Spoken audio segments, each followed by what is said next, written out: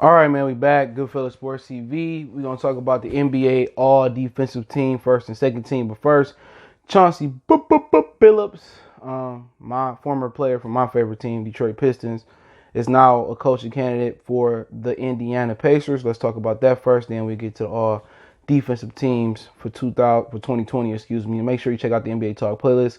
Don't forget we on Facebook, Instagram, Twitter. If you ever want to reach out for a YouTube business question, inquiry, sponsorship, video request, all my social media links are in the description. But yeah, I think that's a job that I don't think Chauncey Billups should take. I'm just gonna keep it real up front. I mean, if Nate McMillan, who did a tremendous job there, couldn't just sign an extension and couldn't get any couldn't even get the benefit of the doubt because of the injuries that he faced the last few years, and he did a great job coaching that team. I mean, why should Chauncey want to go there? You know what I'm saying? At the end of the day, Larry Bird and Paul George came out and said they don't want to spend the money to win. And Anthony Davis wanted to come there, and they told Paul George that they couldn't afford him. So, when you trying to look to get opportunity and you Chauncey Billups, remember, you got a strike coming into this off the jump, you black. Now, you will be the next after another black coaching candidate. They got a job. Nate McMillan did a tremendous job with that team. And do you think you can elevate the Indiana Pacers past what Nate McMillan did? And remember, keep in mind, they're losing Victor Oladipo. Keep in mind, Sabonis might be out a while with a foot injury. So really, you may be working with Malcolm Brogdon, Jeremy Lamb, and then you might be working with Miles Turner. I just don't think it's a good job for him to take for a guy that want to jump in and go head first and get opportunity. I don't think the tools are there for him to do what Mark Jackson did. His tools are not there to do what Jason Kidd's probably going to do in Brooklyn. You know what I'm saying? So, once again, it's just a job that I wouldn't entertain at all. I wouldn't take an interview. They want to hire Mike D'Antoni anyway. He about to get put out the playoffs. He about to get fired probably. So I just don't think it's a good fit for Chauncey. Let them get another white coaching candidate there and do the job. I mean, if I'm a coach and I can pretty much, my name buzzing like Chauncey Billups, I'm not going to Indiana. They don't want to put the money up to win. They dealing with injuries. Oladipo probably gonna be gone. If he do stay, what if he don't get back to his form? Like, the East is weak in a lot of people's opinion. You know what I'm saying? Look who's gonna make it to the conference finals. Miami, not saying they bad, but then you probably gonna have Boston. So it's not hard to get there, but when Indiana give you the resources and the tools to do so, and I think not. Victor Oladipo on this way out, do you think they're gonna be able to get, good compensation for Victor Oladipo? I think not. This is the same team that traded Kawhi Leonard to the Spurs for George Hill. So I just wouldn't do it. I'll let Mike D'Antoni go there and do his thing. But, I would probably be honed in on that Sixers job and on that Bulls job. Last time I checked, Tyronn Lue was the leading candidate for the Sixers job, but he said he wanted $7 million a year. And most people say, who does this guy think he is to ask for $7 million a year? And I'm kind of thinking the same thing. Like, what the fuck you think he is? You know what I'm saying? So Chauncey might can slide there. I think the Chicago job is a lot better since they changed their front office. Ownership's still the same, but I think the Chicago and the 76ers job are more attractive. I think the Pacers and the Thunder job is just, they are what they are at this point. They, I think the Pacers are going to be rebuilding, and I think the Thunder are going to be rebuilding. So I would entertain it if I didn't get the job that I wanted, which would be the Sixers and the Bulls for Chauncey, or the Pistons don't fire, Dwayne Casey and give you a job there, then, I move on. Just honestly, I just move on. I go back to ESPN, and I wait to get the right job. Don't take any old job because, Alvin Gentry took any old job in 98 with the Pistons. He didn't get another shot for damn near 20 plus years. You know what I'm saying? So when you black, you only get one shot. And Chauncey is fortunate to get this shot because Jay Stackhouse didn't get this shot in the league, even though he won the G League championship just like Nick Nurse.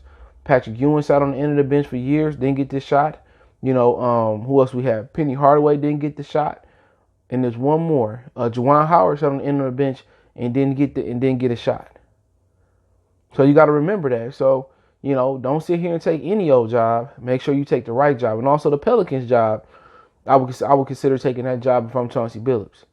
If I didn't get the Pelicans, the Sixers job, or I didn't get the Chicago job, I just sit back and wait and see what else comes open. Monty Williams, he took the Suns job, and that was considered a shitty job. He did an amazing job, but he had experience, and the Suns got some type of talent. You go to Indiana, a lot of their talent won't be there next year. And if they'll pull the string on Nate McMillan, they definitely gonna pull the string on Chauncey Billups. So, if he don't get the job done year one, we see in the NFL with Steve Wilkes got 1 year and got canned. How many white candidates you see in American sports get 1 year and get canned? You don't see it a lot. You don't. So, like I said before, if I'm Chauncey, the only thing I'm looking at, let something else come open. Pelicans, Sixers, Pacers. If I don't get those jobs, I'm gone. And people scream, well, what about Mark Jackson? Mark Jackson, Mark Jackson. Some people say he made some LGBT remarks. But all I'm saying is, if you a Christian man, which he is, it says in the Bible, don't do it. So anybody that believes in the Bible and they also pushing, homosexuality, it's hypocrisy. It's just hypocrisy. You can't serve two masters. You know what I'm saying? In this situation. So, and some people say he out the league because he was pushing this religion on players like atheist Andrew Bogut. So, I don't, at the end of the day, he got a good job on TV that he can retire off of. So I don't even know why he want to get back in the league and coach anyway. If you want to coach, go to college. They'd be happy to have you in college. That's pretty much where all the reject black coaches go, like the ones I named: Jerry Stackhouse at Vanderbilt, Penny Hardaway at Memphis. After that, Josh got in panning out. That was supposed to be John Calipari's successor. Patrick Ewing at Georgetown, Jerry Stackhouse at Vanderbilt, and it was Juwan Howard at Michigan. Excuse me. So, and that is what it is. So let's get into this first and second team all defense right now. In the first team, it compiled of Giannis received the most votes, 97 votes, first place votes. Anthony Davis received 87 first place votes. Marcus Smart received 57 first place votes. Ben Simmons received 88 first place votes.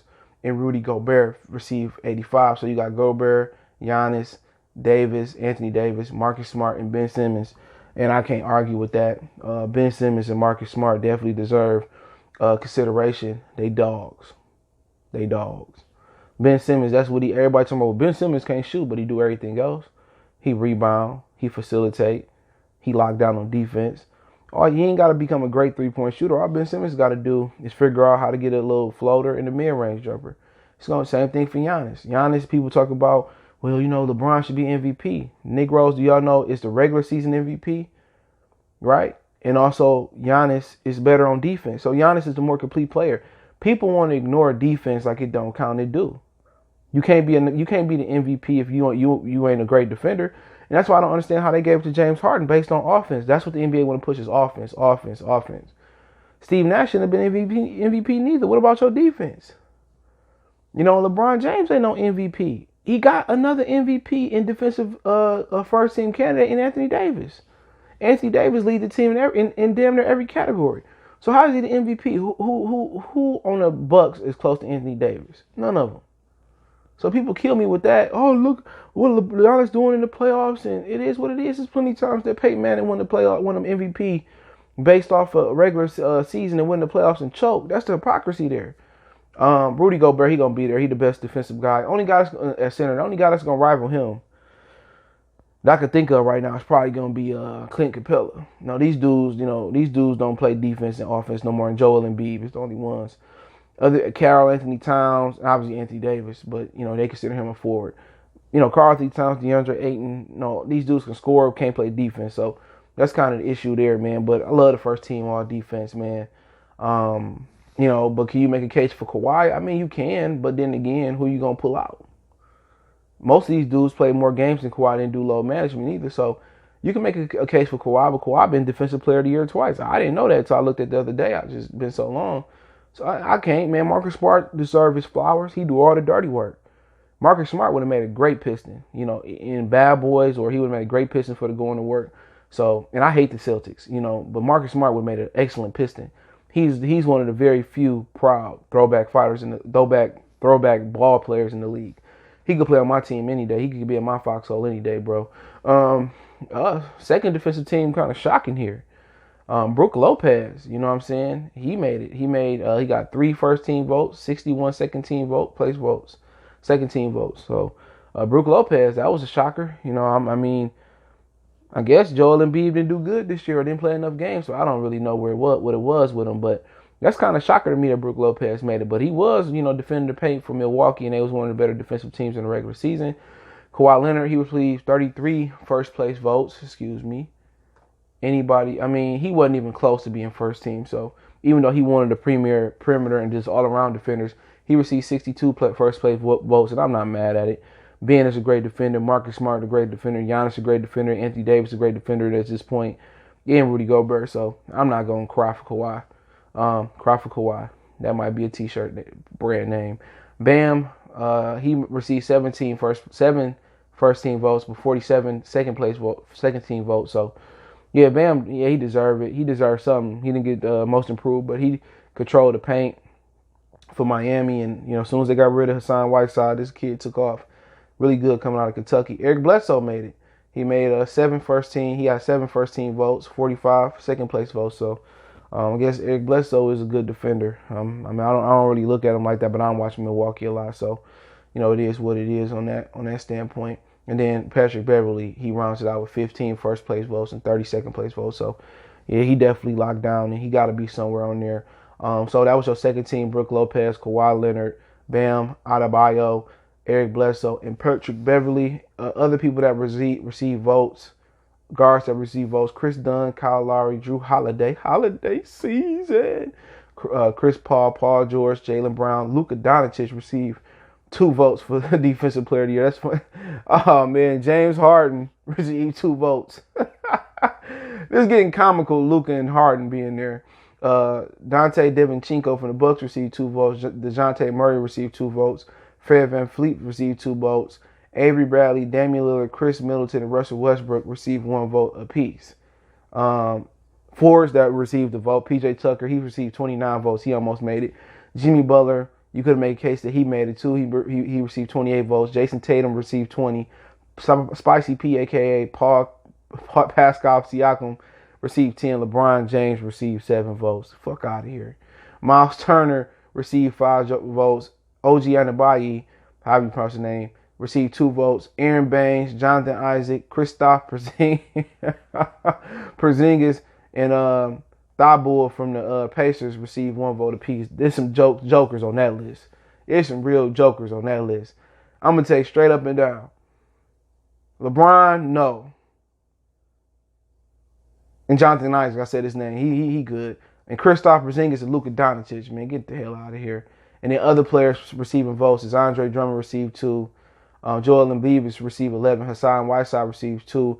Steven Adams and Jared Allen received 1 vote as well. So that rounds it out. Let me know what you guys think. Anybody missing? Anybody should have made it. But it's funny seeing Luka, James Harden, and Kristaps Porzingis receive votes. But hey, let me know what you guys think. Don't forget you follow us on Facebook, Instagram, Twitter. You can reach out if you got business questions, inquiry, sponsorship, video requests. Keep sharing the videos. We also got a Facebook group if you want to check that out. Want to make a donation? Cash App, CJ Good 313.